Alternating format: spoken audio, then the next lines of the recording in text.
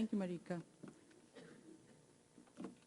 I intend to take you through some of the highlights of my journey with OERs, which has been roughly over 15 years, but little did I know what I was using was called OERs. OER is the 21st century's call for philanthropy in education, and I feel it provides an opportunity to provide education for all. I also think it is a tool for empowerment. I'll quote two examples, and you will see what I mean by tool for empowerment and education for all. First of all, I know America has given you a very good definition, but I thought I would just give you a definition that I understand very well. And the picture on this slide indicates the various resources that are termed as OERs.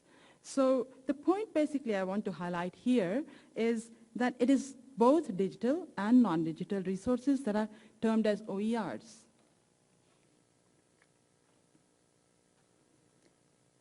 UNESCO called Regional Forum showcased some of the world's best practices, which we have been discussing with OER Waka Group as well as FALE. I thought I would pick up some of the best ones that struck me as something valuable. And so what I have in front of you is 4 of these. The one I particularly want to highlight here is OER Africa. Now, OER Africa is deploying local expertise to harness the concept of OER, not just in Africa, but worldwide. And what struck me from their presentation was the fact that their resources are not just being downloaded by institutions in Africa, but also in the developed countries. So I thought that was something very powerful, and there I saw how OERs could be used as a tool for empowerment.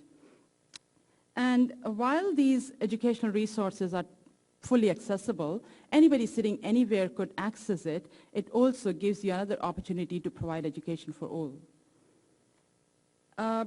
TESA is another OER that I think is quite, it's actually an initiative by South African Institute of Distance Education, and it has a number of things there, right from how to access an OER, how to go about finding an OER, to a number of things in teacher education, and so on and so forth.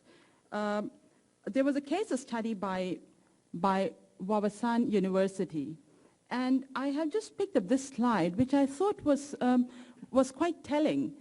We as educationists, we think OER is something not for us, or maybe I want to make my own thing and I want to prove a point. But here you are, there are different countries that have participated in this survey, and we can easily look at how many people were downloading OER from the repositories, how many were downloading it from internet, while there were some who were also making their own. So I think that is also something that while we would be looking at downloading OERs from repositories and various resources from internet, it may be worthwhile thinking about making your own OER so as to spread what is so unique about this place is something worthwhile sharing with the rest of the world.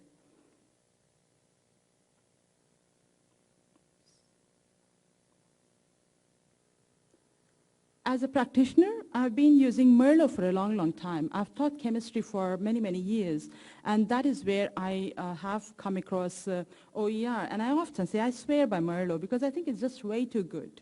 It has simulations, it has assessment techniques that educationists could make use of. They are actually an organization, not for profit, and they let you do whatever you like, whether you want to contribute, you want to download, you want to use it in your classroom, whatever you like. Khan Academy, I know Professor Chandra talked about it, but I've also been using Khan Academy. I used it once for my own, when I wanted to revise concepts on statistics. I went and looked at Khan Academy, and I thought that was quite interesting. And I know I have quite a few friends within Fiji who use Khan Academy with their own children. So there we go, USP, we are all talking the same talk now. TED Talk is a family favorite, and we have used TED Talk not only just for our own purposes, but also to extend its power to our students wherever we have worked. I remember in Papua New Guinea, we used to download it for the whole night, and then we would show it to our students just to give them something supplementary to their day-to-day teaching. And I have some work in progress in OER, which I'm doing with my colleagues in chemistry, and there is some which I'm doing myself in education. Currently, a number of resources in the course that I offer at FALE, which is 8403, Teaching Online Pedagogy and Practice. I use a number of OERs there. As I mentioned earlier, it's a mix of resources, digital, non-digital, softwares, you name it. So what I have here is a mix of resources.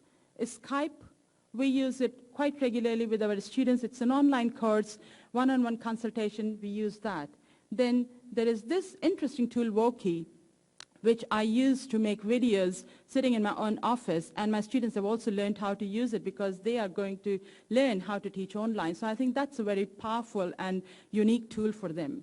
Then this faculty focus is actually, you could say, a news internet magazine, which is basically, where you basically share good practices, what's happening in the higher education scenario.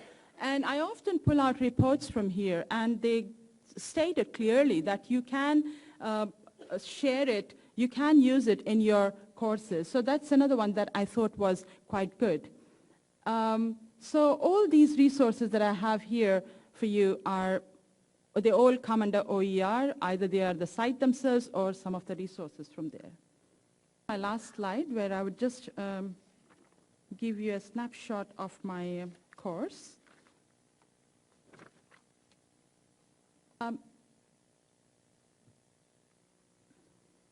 This is the final slide from me.